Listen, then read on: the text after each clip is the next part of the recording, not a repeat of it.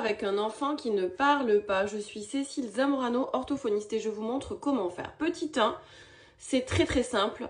On nomme ce que l'on voit à l'enfant. N'oubliez pas de prendre un imagier très épuré, car un enfant qui ne parle pas a besoin d'avoir très peu de mots à mémoriser en même temps, sinon cela fait une surcharge. Petit 1, on nomme. Voici le lapin, voici la souris, voici le chien, voici le chat, etc.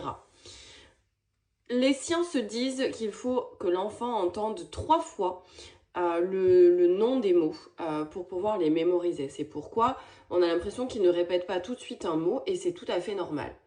Phase 2, très importante, on appelle ça le lexique en réception ou le montre-moi. C'est la phase du montre-moi. Vous allez donner confiance à l'enfant dans sa compréhension du vocabulaire en lui demandant de vous montrer ce que vous lui dites. Montre-moi l'ours, il va le pointer. Montre-moi le lapin. Vous commencez par les plus faciles. Admettons que vous avez vu qu'il a intégré le lapin mais pas l'ours, vous commencez par le lapin. Pour que l'enfant ait envie de recommencer, il faut que ce soit quand même un petit peu facile. C'est pourquoi ici, on a choisi de mettre très peu d'animaux d'univers divers. Ensuite, ce qu'il faudra faire, après la phase 2 du montre-moi, on pourra passer, une fois qu'on le sent, à la phase numéro 3 où vous direz qu'est-ce que c'est. Et il vous dira l'abeille.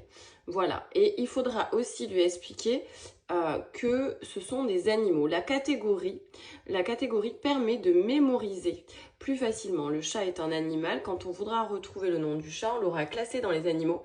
Et les recherches scientifiques neurologiques montrent qu'il est important de mémoriser cet aspect-là.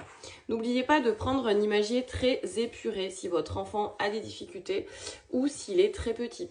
Celui-ci est très adapté pour les premiers mots, pour un enfant qui va faire ses premiers mots.